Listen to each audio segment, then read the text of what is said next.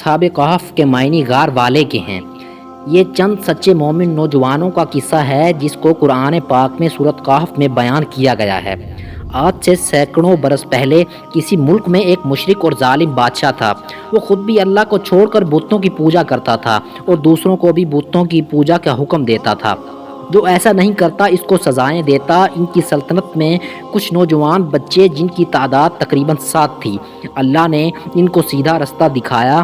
یہ اللہ کو مانتے اور بتوں کے پوجنے کو برا سمجھتے تھے۔ ان کے ماں باپ نے ان کو بہت سمجھایا کہ بادشاہ کو اگر خبر ہو گئی تو قتل کرا دے گا، لیکن ان کے بچوں کے دل میں اللہ کی محبت گھر کر گئی تھی۔ ماں باپ کی بھی نہ سنی اور اللہ کی تعریف اعلانیہ کرنے لگے۔ آخر ایک دن بادشاہ کو خبر پہنچ گئی۔ لڑکے ڈر کی وجہ سے ایک پہاڑ کی غار میں جا کر چھپ گئے۔ ان کے ساتھ ان کا کتا بھی تھا، وہ بھی ساتھ چلا گیا۔ جب کوئی شخص اللہ کا ہو جاتا ہے تو اللہ بھی اس کی مدد کرتا ہے۔ جب یہ غار میں پہنچے تو اللہ تعالیٰ نے ان کو سلا دیا اور کتا غار کے منہ پر بیٹھ گیا۔ اس کو بھی اللہ تعالیٰ نے سلا دیا۔ اللہ تعالیٰ نے اپنی نشانی اور لوگوں کو اپنی قدرت دکھانے کے لیے 309 سال تک سلائے رکھا۔ اس عرصہ میں پتہ نہیں کتنے بادشاہ ختم ہو گئے، زمانہ بدل گیا، لوگ بدل گئے۔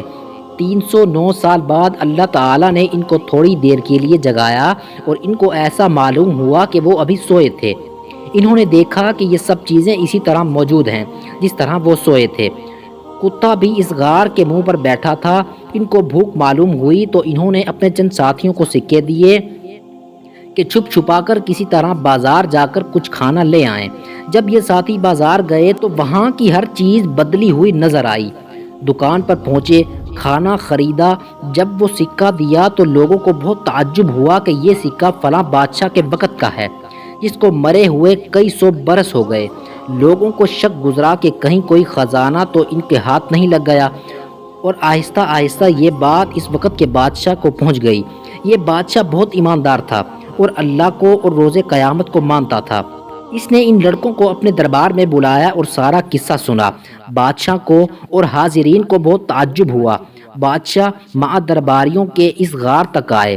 انہوں نے ان لڑکوں کو سوتے ہوئے دیکھا تو ان کی آنکھیں کھلی ہوئی تھی مگر جسم سو رہے تھے۔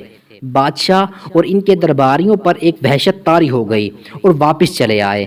یہ لڑکے جو کھانا لینے آئے تھے غار میں داخل ہوتے ہی اپنے ساتھیوں کے ساتھ مل کر سو گئے۔ بادشاہ اور ان کے درباریوں کو اور یقین ہو گیا کہ اللہ تعالیٰ بڑی طاقت اور قدرت والا ہے۔ مرنے کے بعد وہ اسی طرح زندہ کرے گا جس طرح ان کے غار والوں کو کیا ہے۔ یہ لوگ اسی غار میں قیامت تک سوتے رہیں گے۔